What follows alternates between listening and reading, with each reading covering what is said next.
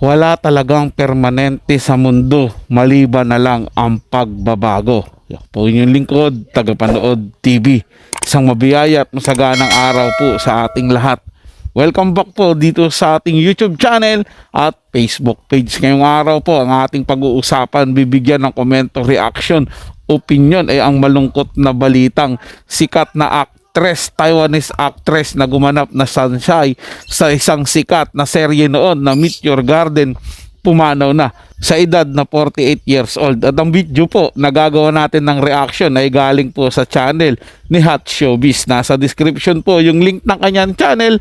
Bisitahin po at pakisubscribe na rin. Kaya naman wag na natin patagalin to. Simulan na po natin ang ating reaction video sa araw na to, mga tagapanood. Let's do this! Pumanaw na ang batikang aktres na si Barbie Hsu o mas kilalang Sunshine dito sa Pilipinas. Sino ba si Barbie Hsu? Siya po ay isang Taiwanese actress kung saan sumikat ang kanyang TV drama na makailang beses nang inulit-ulit sa mga telebisyon dito sa Pilipinas ang palabas niya na Meteor Garden. Siya po ang gumanap sa childhood star TV drama na leading lady ng 5 lalaki na pinag-aagawan siya. Madaming Pinoy ang sumabaybay sa palabas na ito na mapahanggang ngayon ay napapanood pa rin sa mga iilang sites sa social media.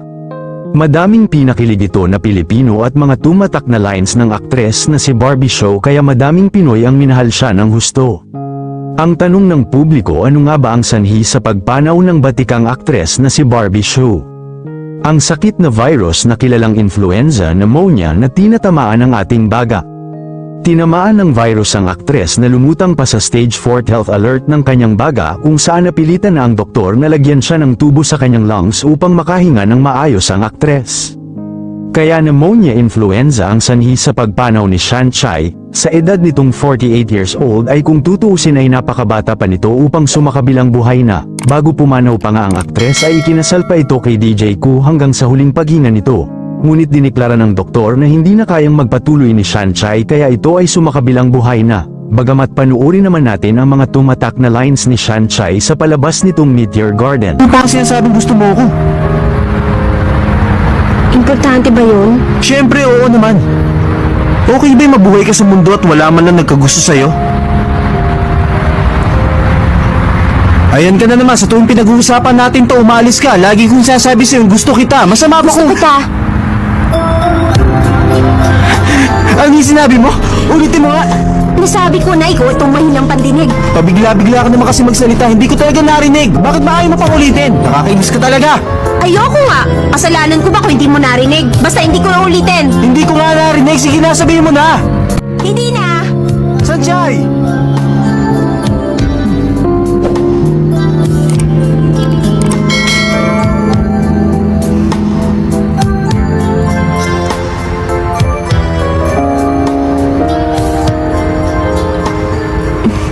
Gusto kita.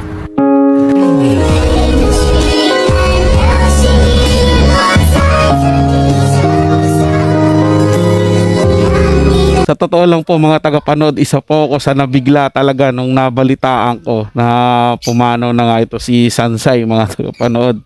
Kasi isa rin po ako sa mga sumusubaybay ng Meteor Garden. Talagang minamadali kong umuwi ng bahay noon kasi hapon yung palabas nila eh.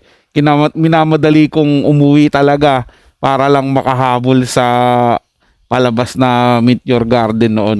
Tapos kahit iulit-ulit siya, ilang beses na siyang inulit-ulit, hanggang ngayon mga tagapanood, yung dalawang anak ko naman ang nanonood dito at nagugustuhan pa rin po nila mga tagapanood. At syempre, ganun talaga ang buhay natin eh, panandalian lang dadaan yan dito sa mundong ibabaw eh.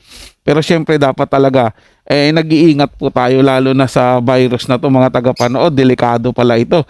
So itong eye-opener din sa atin na wag natin baliwalain yung basta lang sinasabi na simpleng ubo lang to, simpleng trangkaso, sipon lang to. Wala pong simple sa panahon ngayon na sakit mga tagapanood. Kapag nakaramdam ka po ng hindi kaaya-aya sa iyong katawan, siguraduhin mo talagang ipacheck yan sa espesyalista, sa mga doktor para makasigurado ka kung talagang okay lang ba talaga yung katawan mo. At sa mga mahilig dyan na pawis na pawis, tapos itinututok pa yung likod sa electric fan o sa mahangin. Nako, wag nyo pong gagawin yan, baka magka-pneumonia rin kayo. Nakakalungkot na naman dahil isa na naman pong magaling na actress yung nawala sa mundo ng entertainment. At muli, sa pamilya ni Sansay, kahit alam ko pong hindi naman makakarating tong video na ito, pero siyempre ito mapapanood din to ng mga umiidolo sa kanya. Kami po ay nakikiramay sa iyo at nalulungkot na sa maaga mong pagkawala, Miss Sansay o Barbie Sue, sa totoong buhay. So yun lang po mga tagapanood, no? Nagustuhan nyo po yung ating talakayan sa araw na to. At kung kayo bago lang po na napadaan dito sa ating channel, huwag nyo po sanang kalimutan na mag-subscribe. Hit nyo na rin po notification bell para lagi po kayong updated sa mga bago pang video na ating ilalabas. Share, like, and comment din po kayo mga tagapanood. Atin yung babasahin at pupusuan. So hanggang sa muli po, ito yung Tagapanood TV. Komento at opinion lamang. Wala pong personalan. Paalam po at mabuhay po kayong lahat.